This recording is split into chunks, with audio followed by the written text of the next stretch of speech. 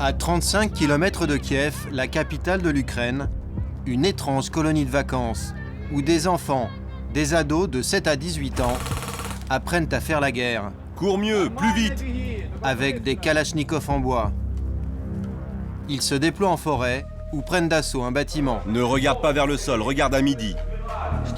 J'attends le signal. Fais plus vite, ton arme dépasse! Rien à signaler. RS. Leur moniteur, Medved, leur donne toutes ces astuces de soldats pour éviter les pièges. Ramène tes coudes. Est-ce que tu m'as déjà vu les coudes écartés? Serre-les. Comme ça, tu seras moins volumineux.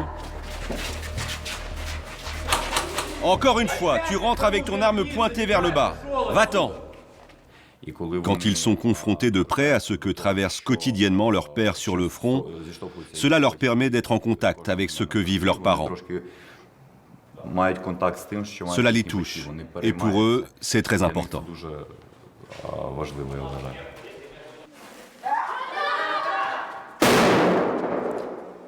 La plupart de ces enfants ont des pères, des oncles ou des frères au front. Rien à signaler. Le conflit se situe aux frontières avec le Donbass et la Crimée, deux régions ukrainiennes conquises et annexées par les Russes.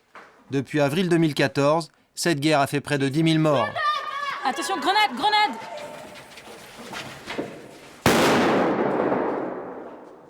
Les instructeurs savent motiver leurs troupes. Comme Medved, ils ont tous participé au combat dans le Donbass. C'est toujours flippant. À chaque fois que j'entrais dans un bâtiment, j'avais peur. Je ne savais pas si j'allais en sortir vivant. Cette colonie de vacances martiale est celle du régiment Azov, une unité paramilitaire ultranationaliste qui lutte contre les milices pro-russes dans l'est du pays. Ces 2000 volontaires font partie de la garde nationale ukrainienne. Le mouvement Azov, et surtout ses fondateurs, penchent à l'extrême droite. Certains, comme Alexandre Bilietsky, ont des sympathies néo-nazis. Alors, à quoi sert ce camp? Initier les enfants à la défense du pays ou les embrigader idéologiquement? Troisième section, contact à 9h. Plus vite! Pourquoi vous êtes silent? Je vais supprimer les éléments négatifs. Je reprends ta position et j'ouvre le feu. C'est clair?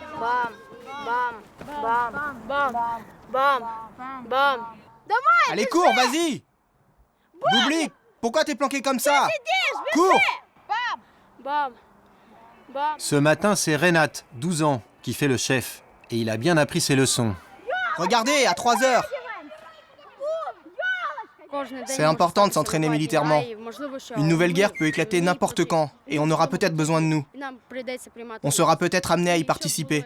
Il faut être discipliné pour se défendre. Et tout ça, ça s'apprend. Tu n'es pas un petit peu jeune pour faire la guerre? Oui, effectivement. Mais de quelle guerre est-ce que vous parlez, vous les journalistes? Ne déformez pas ce qu'a dit le gamin. Allez, on y va. Les instructeurs sont rodés à l'évitement et avares de réponses sur leurs objectifs. Selon Medved et Boris, son collègue, lui aussi un ex-combattant, le camp serait juste une jolie colonie de vacances, rien à voir avec une caserne. Vous n'écoutez pas ce que je vous raconte. Allez, on y va. Il ne s'agit pas d'un entraînement militaire, mais plus de leur inculquer une discipline.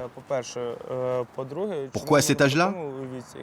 Parce que si on commence avec des enfants plus âgés, ils vont comprendre, mais ça va rentrer par une oreille et sortir par une autre. Et pour que ça rentre mieux, Boris n'hésite pas à leur tirer dessus à coups de billes en plastique. Mais j'ai déjà été blessée, moi. Tu es blessé, alors tu tombes. Les parents envoient ici leurs enfants pour des sessions de 10 jours pour qu'ils ne passent pas l'été devant la télé ou l'ordinateur. Et parce qu'ils regrettent ce type d'enseignement qui existait du temps de l'URSS.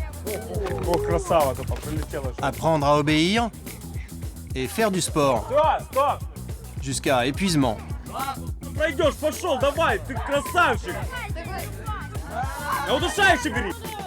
En combat rapproché, les instructeurs encouragent à cogner fort.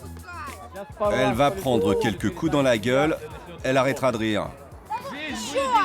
Là, c'est rien, la vie te frappera plus fort. Regarde-moi, regarde ici. Ça va aller, ça va aller. Allez, va, il reste un round, tu vas y arriver. Je me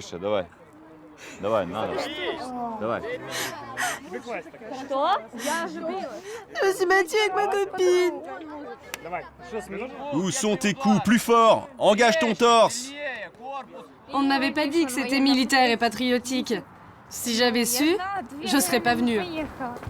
Vika a 14 ans et elle regrette sa maison. Les enfants sont 4 partantes et ne doivent jamais quitter leur arme de bois pour s'habituer. Moi, je dors comme ça.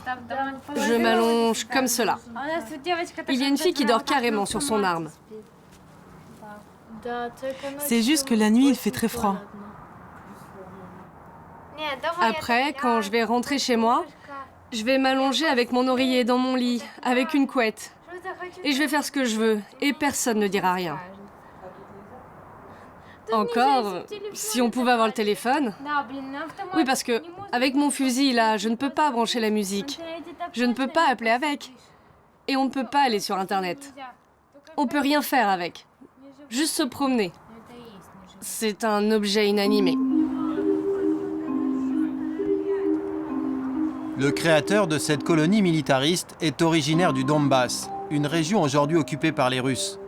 Andrei a 21 ans. Il a rejoint le régiment Azov en 2014. Il a été blessé au front et ne fait pas mystère de son engagement nationaliste. On doit libérer nos territoires, récupérer la Crimée et le Donbass. Parce que ce sont nos terres, et les Russes n'ont rien à y faire. Ces sujets ne sont pas abordés ici. On n'a pas le droit d'imposer aux enfants nos idées politiques. Quoique, le soir, les enfants sont épuisés. C'est le moment idéal pour Igor, un autre ancien du régiment Azov, de leur servir un petit refrain nationaliste, contre l'ennemi russe, mais aussi contre le gouvernement ukrainien, qu'il ne juge pas assez combatif. On est gouverné par des bandits. L'Ukraine est gouvernée par des gens qui ne s'intéressent pas à elle et qui ne pensent qu'à gagner des sous. D'ailleurs, le président Porochenko possède des usines d'armement. Et dans le temps, qu'est-ce qu'on avait comme terre? L'Ukraine s'étendait de la mer Noire jusqu'à la mer Baltique. Et pourquoi on a des soucis dans le Donbass? Parce qu'il y a eu aussi beaucoup de Russes qui ont été envoyés là-bas pour coloniser. Le peuple se fait avoir. Mais comment peut-on faire pour que les gens réfléchissent par eux-mêmes? C'est pour cela que vous êtes ici, pour apprendre à réfléchir par vous-même, et que vous appreniez cela aux autres. Et voilà comment propager ces idées auprès des Ukrainiens qui ne se sentiraient pas concernés par une guerre qui se déroule à 800 km de Kiev, la capitale.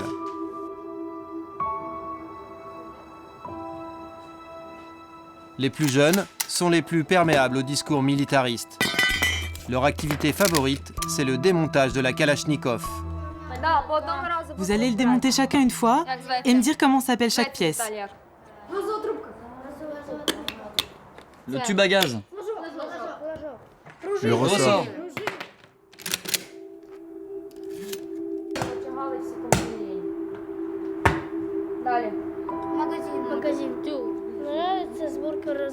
Ça me plaît beaucoup. J'aime bien monter et démonter. C'est pour que je sache comment le faire. Si jamais je suis confronté à une guerre et que l'on me confie une arme. Le viseur, tu le lèves comme ça et ça change la distance. Est-ce que vous pensez que c'est une bonne arme? Oui, ça dépend des situations. C'est pas que c'est une bonne arme, mais elle est solide. Ça dépend si c'est du combat rapproché ou pas. Ouais, genre tu sais tirer, toi. Oui, moi je sais tirer avec ma maquette en bois. Charlie, j'allume même pas le chrono pour toi. Charlie n'a que 7 ans, mais il en est à sa 4e semaine. Il aimerait bien suivre l'exemple de ses grands frères, engagés au front dans le régiment Azov. Je ne sais pas ce que je pourrais faire d'autre comme métier. Surtout que j'ai déjà commencé ma formation. Devenir soldat, c'est la profession la plus utile que je puisse trouver. Et puis j'ai ma Kalachnikov à la maison. Je suis tout juste en train d'apprendre à démonter là, parce que j'ai un peu de mal avec ça. Tout est conçu ici pour fabriquer de bons petits soldats, fidèles à leur patrie, à leur nation, mais peut-être pas à leur gouvernement. Alors, au service de qui? De quoi? La question se pose surtout si l'on regarde d'un peu plus près leur logo, omniprésent.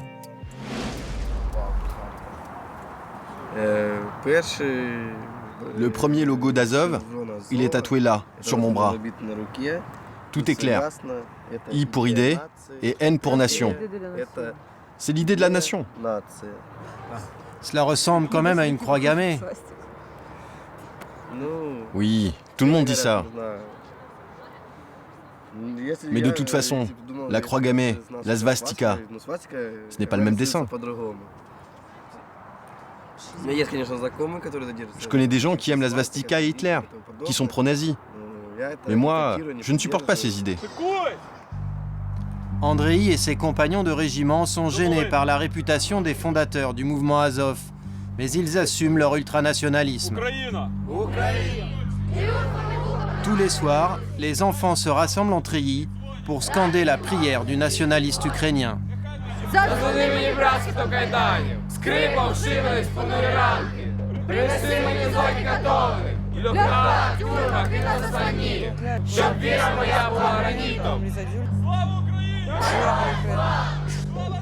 300 enfants sont passés par ce camp cet été, le double de l'an passé. Un deuxième est en projet. La future génération de nationalistes ukrainiens est déjà prête.